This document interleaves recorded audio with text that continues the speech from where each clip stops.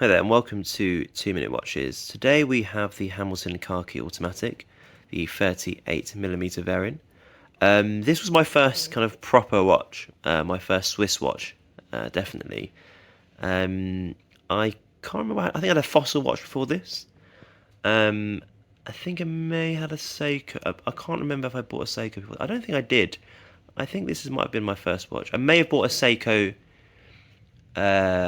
Prospects Diver, a 250 quid rubber strap, Pepsi dial, or Pepsi bezel, red and blue.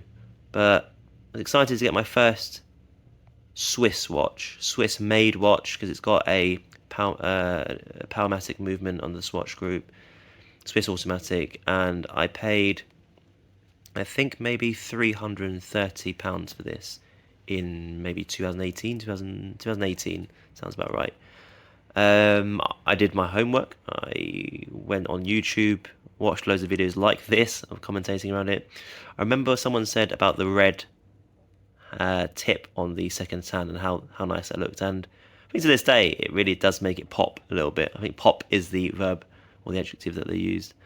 So what can I say? 38mm, very wearable, a bit ahead of its time in terms of getting a 38mm case size, particularly without a bezel, because without you can kind of go a bit higher with the bezel. The bezel takes a bit more space, and it's kind of all right. But without a bezel, I think for people with smaller wrists like me, 38 and under, maybe 38, 37 is a sweet spot.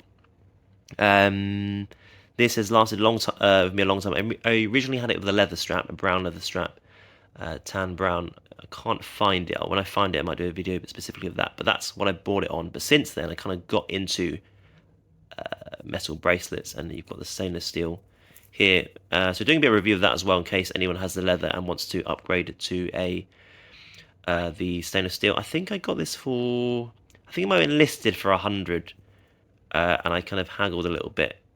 So worth doing that if you can. Quite well finished, I think, for a bracelet at a price point. Nice brushed finishing, as you can kind of see. Milled clasp, very good. Don't always get that. So it's nice and thick, not just like a stamped piece of metal.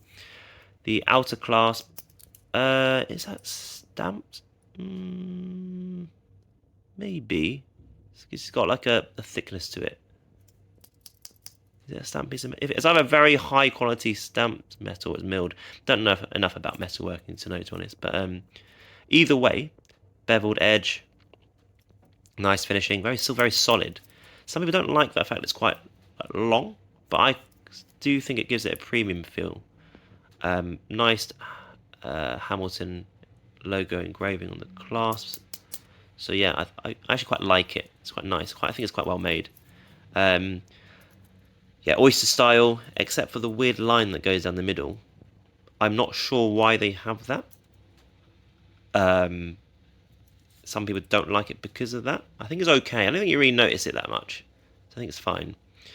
Otherwise, you've got the movement at the back, Powermatic 80, so it runs at 3 hertz, but as a result, it extends the power reserve to 80 hours. I think it usually goes to about 30, 36, maybe 38 at 4 hertz. So they've kind of changed that, but pretty much used up in across the entry level swatch group lineup.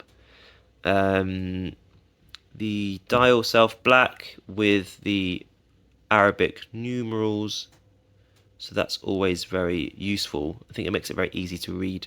Just having that, you can easily see whether it's 230 or 825 as it is now. And then you've got the 24 hours inside dial. Note that it's kind of sunburst, but also it's got a lined track around edges. You can see where the Arabic numerals are. You can see that it's a different plane, slightly different pattern to the inner circle part of the dial where the 24-hour markers are. So it gives it a bit of a more interesting complexity to the dial rather than just being black. It's a bit busy, but it is a field watch. So I think, given that, you think of your kind of officer context, it's got everything that you need. Very reliable, very reliable movement. I've had it for many, many years, 5, 6, 7 years, and it's done me proud. Very satisfying movement actually when you move the sign crown there, but when you move it across and wind it up, very satisfying, very high quality, good kind of. I'm gonna say doesn't still feel too flimsy compared to actually I think when you compare to my Seiko SU 143, it feels more satisfying. Definitely to wind this one up. Yeah, the bezel has had some scratches. You can see over the 7 years I've worn it, but otherwise, no, very very good nick, still very wearable. And here I've just put it on my wrist, 6.25 inches. You can see it doesn't hang too much over, which is what you get if I think when you see anything 40 or above, 40 millimeters or above without bezel, does start to hang over and doesn't look as great. But yeah, very very good sizing. People call it the Go Anywhere Do Everything watch. And I've kind of want it to work, want it on the weekend. You could just have this watch, maybe just have the leather and the steel bracelet to swap around. But it has everything that you've got. Very stylish, smart, rugged. Doesn't look too formal. Doesn't look too casual. Perfect. So yeah, I guess there's a bit of a love letter to this watch, but it is really brilliant and very affordable and great for first time watch enthusiasts. But cool, yeah. Let me know what you think in the comments.